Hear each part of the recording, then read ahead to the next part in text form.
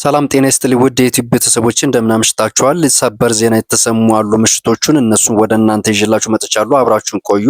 ዛሬ ዓለማችን በአንድ ትልቅ የታሪክ መገንጠያ ላይ ትገኛለች። ዛሬ የምንሰማቸው ዜናዎች ተራ ወሬዎች አይደሉም። የ21ኛው ክፍለ ዘመን የኃይል አሰላለፍ የሚቀይሩ ታላላቅ ክስተቶች ተከስተዋል። በአንድ በኩል ደግሞ በበረዷማዋ የሩሲያ ከተማ ሴንት ፒተርስበርግ የሞስኮና የቴህራን ጋብቻ ሲጸና፣ በሌላ በኩል በዋሽንግተን ዲሲ የጦር ነጋሪት እየተጎሰመ ይገኛል። ወደ ቀዳሚው ዝርዝር መረጃችን ስናልፍ ፕሬዝዳንት ቭላዲሚር ፑቲን እና የኢራኑ የውጭ ጉዳይ ሚኒስተር አባስ አርጋቺ በዝግ በር ምን ተነጋገሩ? አሜሪካ 10 ሚሊዮን በርሜል ነዳጅ በመቀማት ምን አይነት መልእክት አስተላለፈች?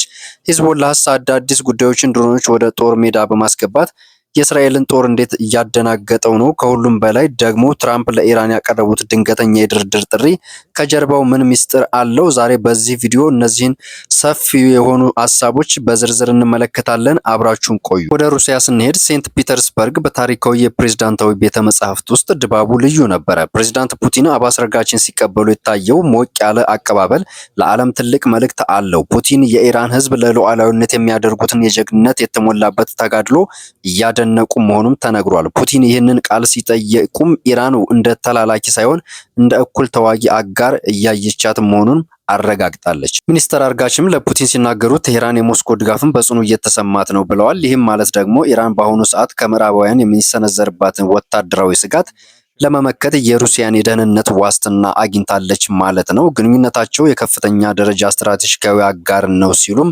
አክለው ይህን አጋርነት ከንግግር አልፎ ወደ የላቀ የጦርነት መሳሪያ ልውውጥ፣ የሳተላይት መረጃ መጋራት እና የኢኮኖሚ ጥምረት ማድረጉም የፖለቲካ ተንታኞች እየጠቆሙ ይገኛሉ።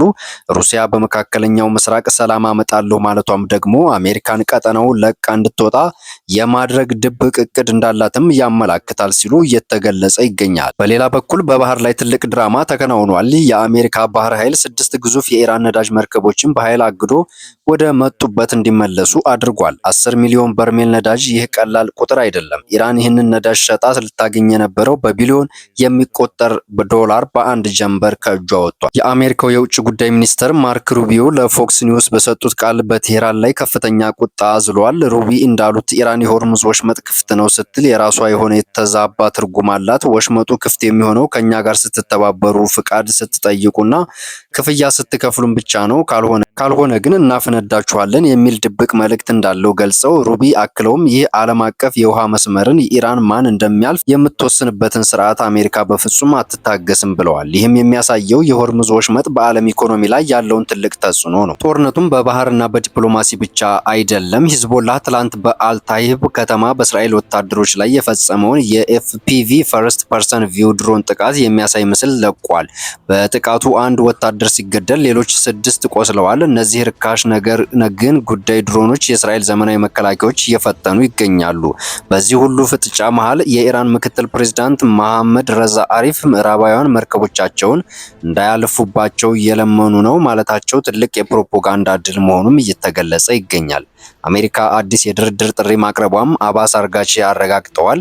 የጀርመን አማካሪ እንዳሉት ከሆነ ኢራናውያን በዲፕሎማሲ ጥበብ የታወቁ ናቸው። ይህ ማለት ደግሞ ኢራን ድርድሩን የምትቀበለው ከተሸናፊነት መንፈስ ሳይሆን ጊዜው ለመግዛትና ማዕቀቦችን ለማላላት በሚያስችል ብልሃት ነው ሲሉም እየገለጹ ይገኛል። ውድ ተመልካቾቻችን ዛሬ ያየናቸው ክስተቶች የሚያሳዩት ዓለም ወደ አዲስ የኃይል ሚዛን እየተጓዘች መሆኑን ነው። የፑቲንና የኢራን ጥምረት አሜሪካ በመካከለኛው ምስራቅ ያላትን የበላይነት እየተገዳደረ ነው። ትራምፕ ዛሬ የሚጠሩት የብሔራዊ ደህንነት ስብሰባ ዓለም ወደ ጦርነት ወይስ ወደ ሰላም እንደምትጓዝ የሚወስን ይሆናል። ኢራን የአሜሪካን የድርድር ጥሪ ትቀበል ይሆን ወይስ በሩሲያ ድጋፍ ተመክታ የሆርሙዝ ወሽመጥን መቆለፏን ትቀጥላለች? ማርክ ሩቢዮ እንዳሉት አሜሪካ ኃይል ትጠቀም ይሆን? ጊዜ የሚመልሰው ይሆናል።